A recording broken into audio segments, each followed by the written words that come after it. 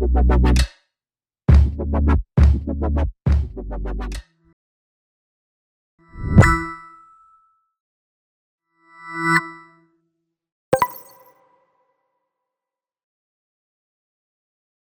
thank you for sharing those insights. Really useful for the listeners to have a better understanding how to approach cultural design, let's say. I think it might be useful for us to talk about intellectual property, because we use those words quite often.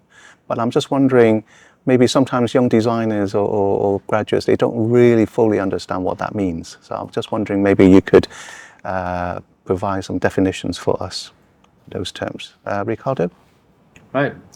So intellectual property is the capacity to have different outcomes from the work, the creative work you're doing.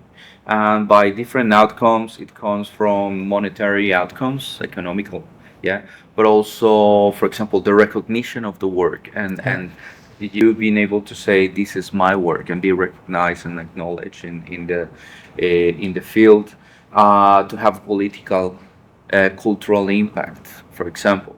So say the IP is important for many different reasons to be considered. It's not only you create something, yeah, but you have the capacity to have something back from the work you're doing. Not only just immediate money. And for example, some people would like to go to design to apply to a competition or an animation competition or games, etc. And it happens that they need to register this work and go to, for example, get whether Creative Commons or copyright and register the work. So everything that is attached to it, the intellectual properties, can keep secured. Are two different things. One is the registration, the legal aspect of it, but the IP is this capacity of a work to get these different revenues, not only economical again, but political, social, etc. So actually, because the law in Vietnam regarding the intellectual properties only covers, how can I say, trademark, copyright, patents, and industrial design. So I think that somehow it's covered enough, but somehow it's still there's a lot of field to fill in. And at the same time, the law is only, how can I say, we only use the law when some dispute happens. Yeah. And so I think that it's better that we always work with the intellectual property with ethics and respect. And for example, if whenever you create your work, so the intellectual property or the IP of the work is immediately belongs to you without proving anything to anyone. So, but the point that when we work with the cultural heritage, so I think that it's we always talking about the root, the core, how can I say, the DNA, the cultural assets. So for example, the listing technique, how can I say, lacquer layering method or hand dye, indigo hand dye method, or there's also another way to look at it. For example, we had a mythology with the narrative. Now you want to look at it from another character point of view. For example, you change the narrative. So how can you work with that with respect to the original narrative? And I think that there's a lot of young creator, not and also they also stuck in the question, how can we transform it without losing its DNA?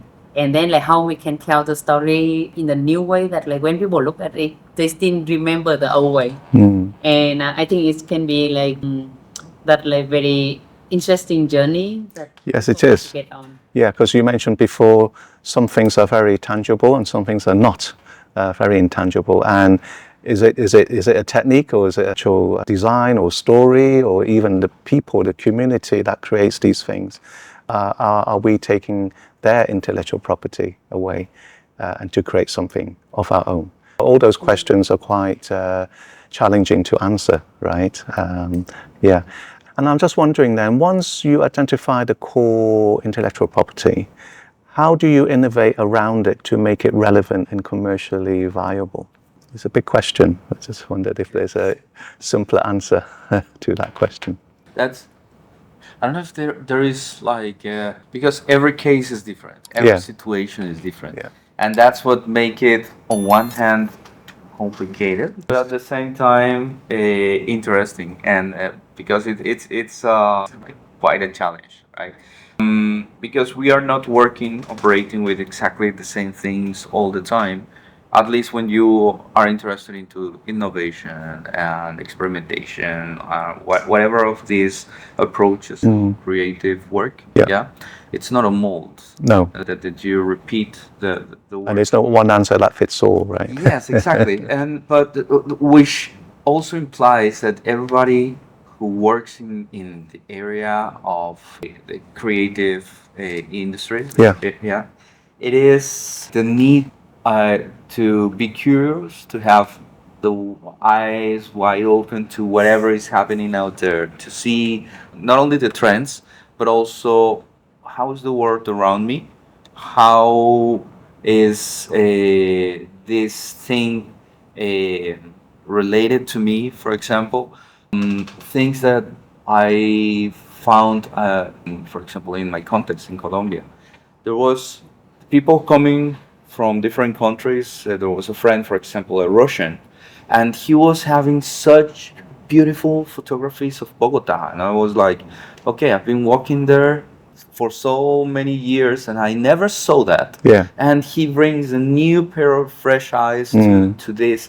So for example, doing this exercise, talking to people from different cultures, and you realize that your culture has a lot of values and things that probably weren't visible for you and are absolutely rich and open a lot of opportunities to dwell on, to work with. Yeah. And so this, I think, would be, if any, not an answer, but more of something I would recommend. Yeah, to be open to new possibilities that probably are in front of us and we don't realize. And talking to other people from different contexts bring this in much more easy way to realize than we trying to figure out by ourselves. Yes, yeah.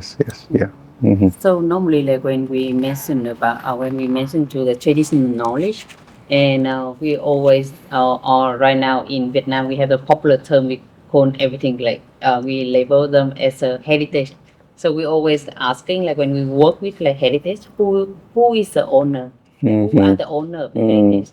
How we can contact them? How we can like ask them for the permission to use the heritage?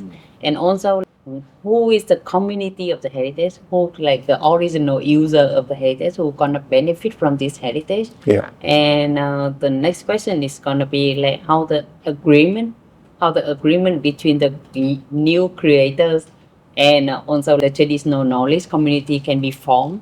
So can we have the shared benefit?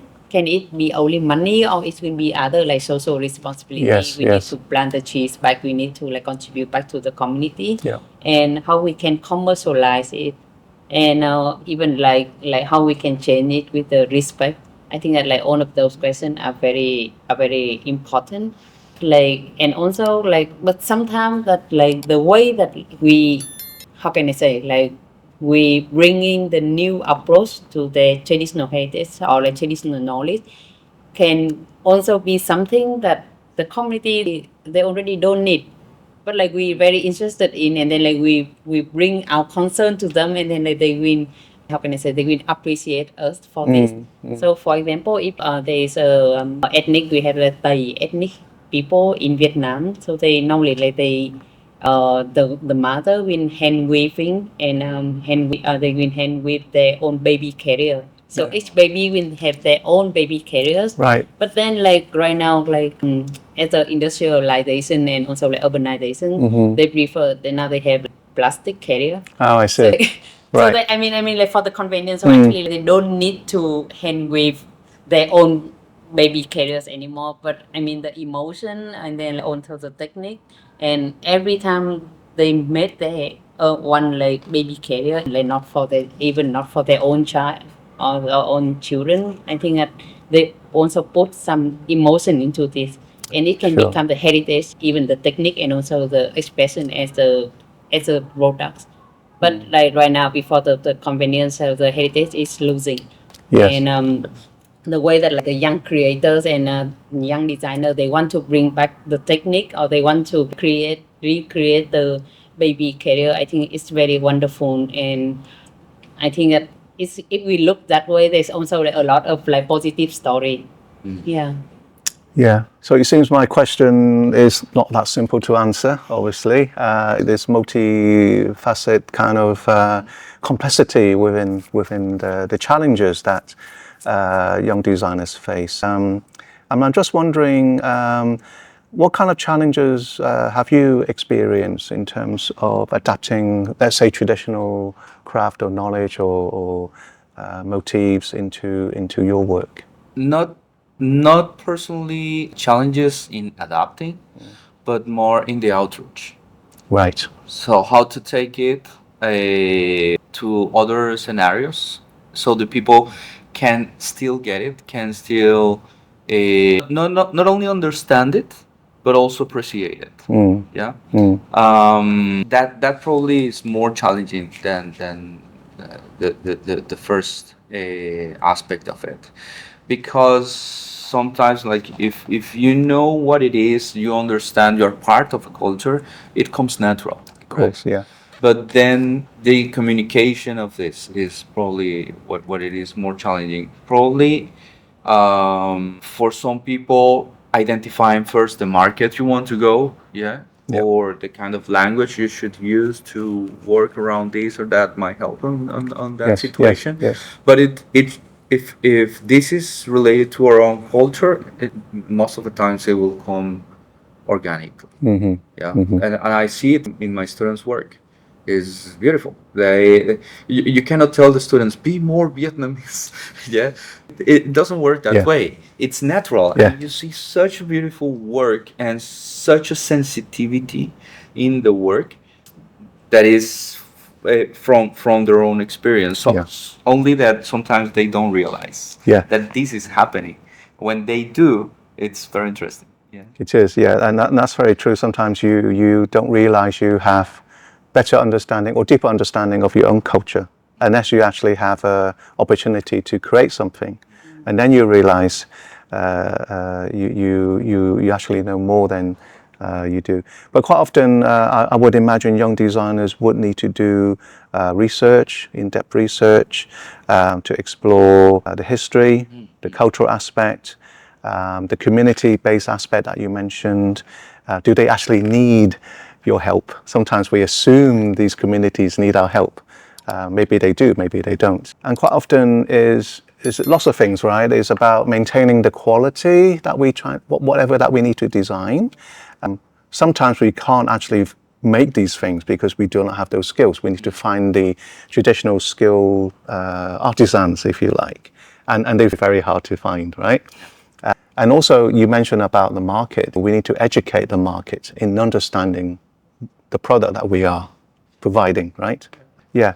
And then most importantly, how to protect the cultural IP and to stop it from being copied or misused, right? So there's lots of questions and challenges, lots of things to navigate through. Yeah. Oh, recently, like I attended a conference, and then they divide into like two types. Okay. And one of them like very like traditional. Yeah. They only like preserve the old skills. Yeah. And they very master of that. And then they have the young artisans. They also like artisans. Yeah. But they are very young and they open for the new opportunity, new Right. business ideas, Yeah. and also like they are willing to change. Right. So there is like so for example, if you work with the master or like with the old artisans, so normally it's very like challenging. Yes. To change the mind, or like we have to learn the technique, or the technique is something like very secret that is also, but the quality is also very good. Yeah. And the young one is like the one who willing to do the experiments and like willing to change with us, but like the way that like how can I say, like, their skin cannot be compared to the old artisans. Sure. And so I think that normally the most necessary thing that normally I concern about working the artisan is how about the archiving, documentation. Right. Yeah, of the like skill, and also like from, as I say, the aesthetic, the outlook, how we can like preserve them, how much the documentation process is already be, because normally like in Vietnam, and also like for a lot of the design project and also like archiving project, normally I think it's still fragmented. Yes. It's not like the full things. Yeah. And and it poses a lot of challenge.